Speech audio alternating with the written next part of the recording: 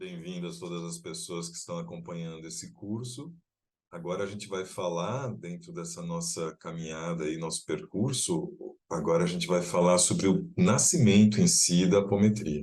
Na última aula a gente estava falando sobre o Dr. Lacerda, né, esse médico do Hospital Espírita de Porto Alegre, que nunca foi assim um psiquiatra, não é, né? A medicina dele era ginecologia, clínica geral. Mas ele estava lá nesse Hospital Espírita de Porto Alegre, ajudando em outras questões, sempre trabalhou ali.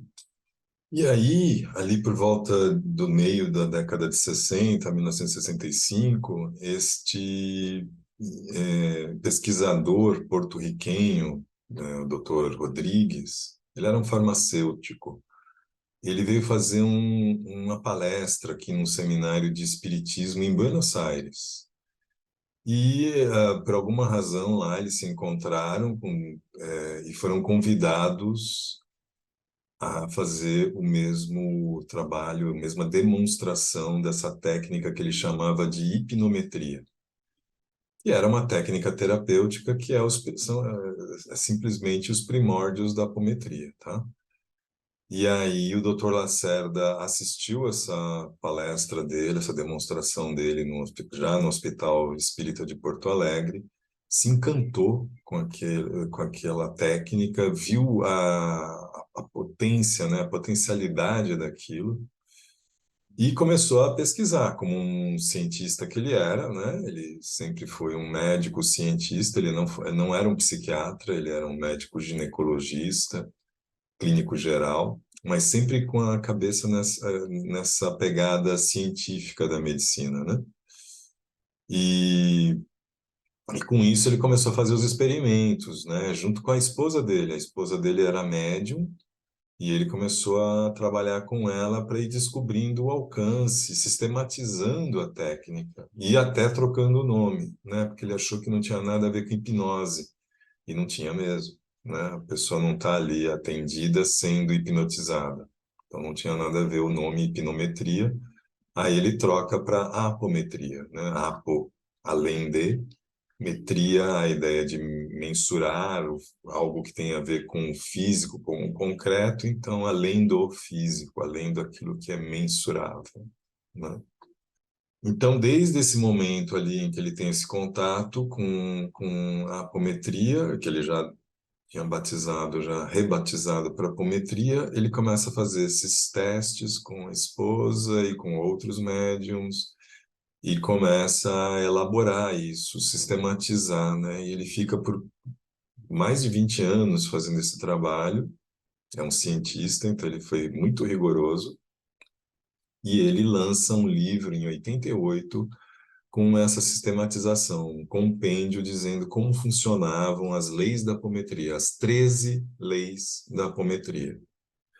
Depois ele adicionou mais uma, virou 14ª lei, mas na hora, no início, ele tinha as 13 leis da apometria, que são extensas, a gente vai poder falar um pouquinho delas, as mais importantes, durante o curso. O que importa nesse momento é perceber a linha que ele adotou, né? Ele adotou uma linha muito baseada nas teorias ayurvédicas, vedanas, que tinha a ideia dos corpos, né? A gente sabe que eles trabalham com a ideia de setênio, né? Que a gente tem 7 corpos, além do físico, mais 6 corpos espirituais. E ele fica trabalhando nesses corpos e, inclusive, subdividindo eles em níveis e subníveis. E ele trabalha com esse rigor científico em cima desses corpos. Então, esse é o que a gente poderia chamar de nascimento da apometria, é o nascimento de uma apometria que recebeu o nome de apometria fundamental, né? A primeira de todas. Porque depois foi se ramificando, né? Hoje tem várias. Inclusive a nossa, chama apometria horizontal. Então, nesse primeiro momento, é essa a construção da apometria. Não foi sem percalços, né? Porque ele começou esse trabalho no Hospital Espírita de Porto Alegre, mas alguém no movimento espírita lá do Sul foi denunciar a direção do hospital de que o Dr. Lacerda usava muito as linhas da Umbanda, ele pedia muita ajuda dos pretos velhos, e ele utilizava isso num sincretismo que a apometria realmente permite, né? E só que a direção do Hospital Espírita não gostou, né, pelo rigor do espiritismo que ele seguiu, e deram um ultimato para ele, ó, ou você para com isso ou você sai do hospital. E ele respondeu, eu fico com os meus pretos velhos e saio. E aí ele foi para o lugar que se chamou, né, teve esse nome, ele monta essa casa espírita que se chama Casa do Jardim.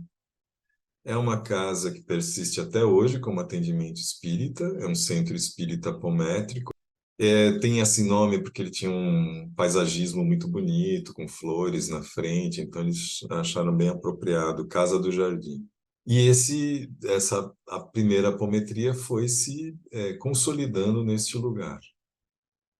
Até o momento em que surge, já no final dos anos 80, uma possibilidade, já no começo dos anos 90, uma possibilidade de outras pessoas colaborarem de outros estados, e o mais próximo deles era Santa Catarina, né? Então, existe um centro espírita em Lages, em Santa Catarina, que era dirigido pelo Godinho, que é um novo impulsionador de uma outra forma de apometria. E aí o Godinho, né, desenvolve mais essa área do lado mais psicológico, e ele trabalha, né, com a ideia de desdobramentos múltiplos e simultâneos, né, que é o que a apometria hoje trabalha. Então, ele desenvolve muito esse lado psicológico, e até por isso a vertente dele chama apometria psicológica. E esse cara, o Godinho, vem muitas vezes para São Paulo, dar cursos aqui em São Paulo, semanalmente. Ele vinha dar cursos aqui, é lá que eu aprendi também os primórdios da minha carreira aí de apômetra. Assistindo os cursos dele, eu entrei em contato com essa vertente mais psicológica que me interessava bastante. Não à toa, boa parte dos presentes nas reuniões, nos cursos dele, na plateia, eram terapeutas, né? E ele mesmo prestava trabalhos de psicoterapia, além da apometria.